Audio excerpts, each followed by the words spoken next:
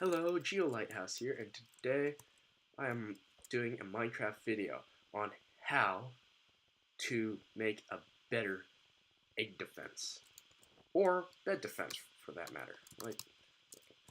So I'm going to be playing some Egg Wars. Now, some of you out there may have heard of that, some of you may not have.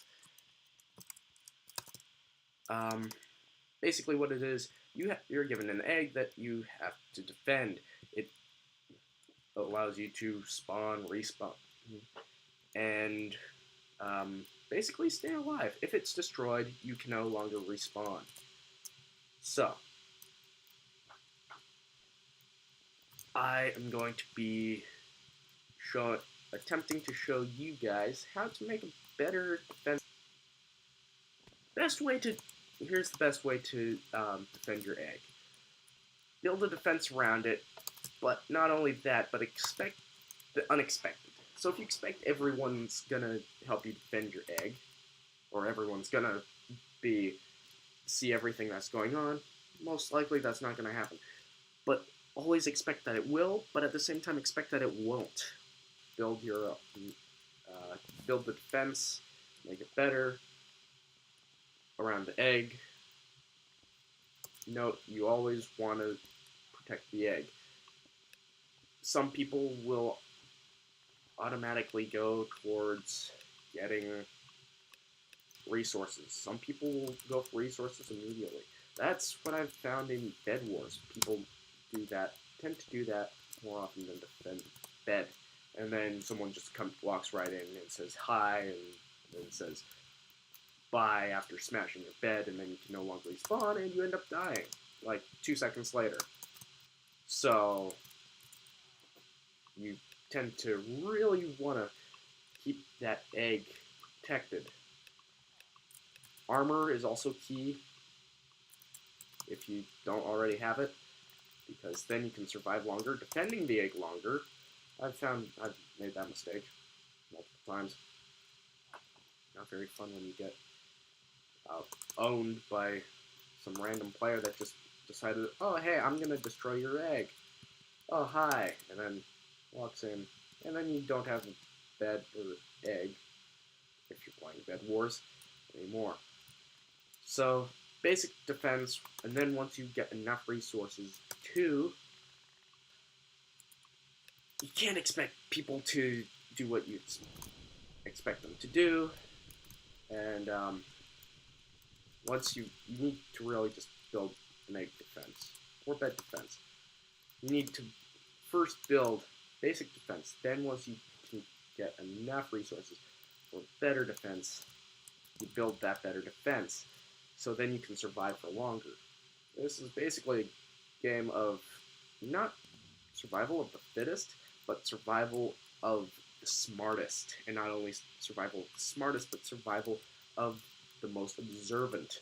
Whoever's more observant and can find and can protect their egg for our team or not. So, as I was saying, you need to watch out. You need to watch out for those who are attacking. That's why you have to be observant. If you're not observant, they can take out your egg. Anyone can take out your egg instantly, and then you'll be out of an egg, and then soon you'll be dead or taken out. And most people don't like losing. So, best defense, good offense, but at the same time you want to build up your eggs defense so that you don't just go kaput instantly, because if they can sneak up on you and get in on your base and then just completely crush your base. It's going to be pretty upsetting. Yes, I know. Now, I have personally found that a combination of wood, or that's if you're playing Bed Wars, but a combination of obsidian and hay tends to be a great defense against people trying to break your egg. Now, why is this? It's because most people aren't carrying around a pair of shears or something that can just break through hay, and it takes longer for people to break through hay with a diamond pickaxe than it does for them to break through obsidian. If they've got an efficiency 3 or whatever efficiency level they have a pickaxe. And so therefore, you can last longer. Lasting longer and being smart is everything in this game. Okay, maybe not everything, but 99.999% of this game. Because you gotta fight smart. Brain and brawn is what will win. Not just brawn, and not just brain. You need an outside shell, an inside shell of both obsidian and hay. I've found that to be extremely effective because it slows them down in 2 areas. And it's also TNT proof, so they'll most likely not try blowing it up with TNT. And you won't have someone blowing you up and destroying your egg. That's the way it works best, I've found. You always want to watch bridges as well. If someone's built a bridge from your island or from someone else's island to your island, or to from your island to another island, or wherever they've built those bridges, and you don't want to fall off the edge, which I almost did, but you want to always keep an eye on those things, because it tends to be bad if they get the upper hand on you. And if you don't watch those, then they can catch you unguarded. Alright, egg defense, always be aware. Those are the key rules to survival as well. Be aware of all your surroundings. Look out for anyone who's trying to take you out. Be smart about how you do things. Like that bridge. I haven't done it yet, but I'm planning on making it more stable. And by more stable, I mean building rims on it.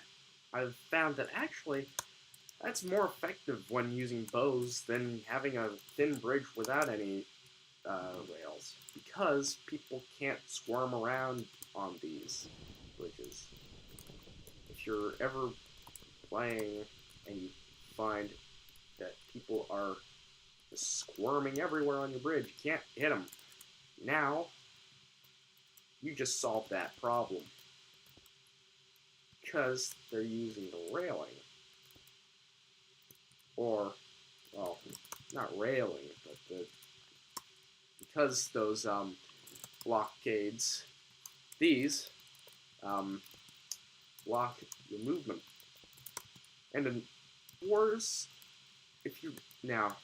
I recommend, if you want to work on your defense building capabilities for whatever you might be trying to work on, go Egg Wars.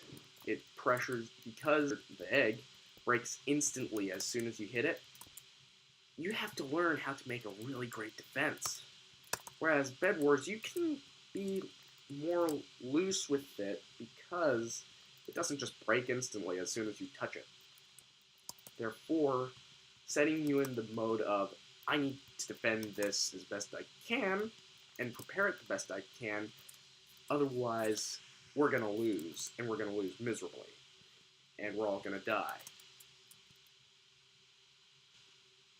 But Bed Wars is really great as well for training you on making a defense around your island, not just your egg or bed. I get those two mixed up so often. So because it's such a small island and it's so easy to knock people off of it, you really gotta be careful on where you place things and different placements, a lot of other things. And because of that, you get better at defending the island. And it's also smaller, so you can see more. Whereas Egg Wars, there's tons of space, so it's harder to spot stuff because there's so many hiding places you can go to. Not only this, but it's harder to get knocked off. So both have really great benefits. I find that I like Egg Wars because of the challenge, and I like Bed Wars because, well, it's just fun. And it gives you more reaction time.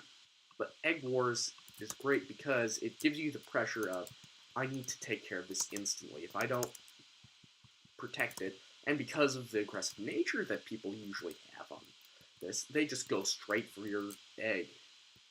And you get taken out instantly.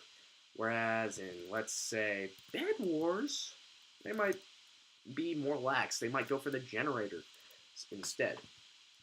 Now, yes, there are those people who just go instantly for your egg, and then get all angry with them and start yelling, screaming the word profanity. It becomes more instinctive to protect your egg or bed. So then once you start playing another game, it's like, oh, it's just second nature to you. Or you just instantly go for protection. You don't think about it. Or if you do think about it, you think about it less than you would in another game. Like when I get used to playing Bed Wars, I kind of get in a position where I'm like, oh yeah, I got teammates. They're gonna help me defend the bed. They're gonna put the egg. And then it turns out they don't, and then it's like, what are you guys doing? You're not defending the egg. We just lost because of you.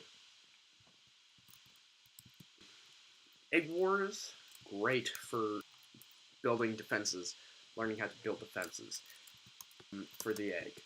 Or Bed. Bed Wars is really great for building defenses around the island because of how small it is and how little hiding spaces there are, meaning people can just walk right onto your island.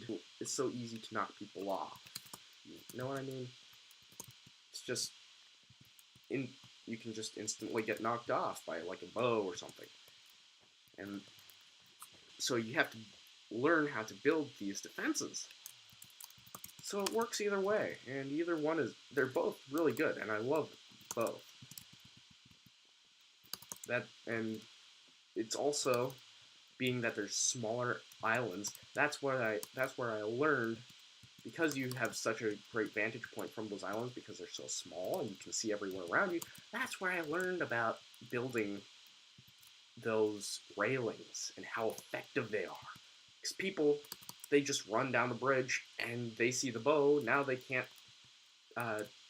start dodging because, oops, they walked onto your bridge. It looks safe, but there's a person on the other end and they're holding a bow and you can't really move around them. And putting up higher sides to these bridges is really effective too for making it even harder for them to move around. Granted, yes, it might make it harder for you to get around as well, but everything has its advantages and disadvantages. Like eating chocolate, it's absolutely delicious, but eating too much of it can give you a bad stomachache. Another great thing I have found, TNT. It's a great way of defending the egg. Now, no, you can't coat your whatever you're defending in TNT, sadly. However, you can get TNT and you can blow bridges. Or people tend to run from people who have TNT. I've found this a great advantage. Because they just run. So, food, always being prepared is also another great thing. That's another great way to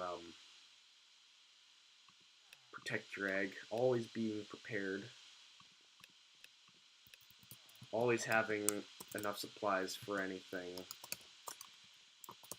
Always thinking outside the box. We just won. Oh wow. As I was saying,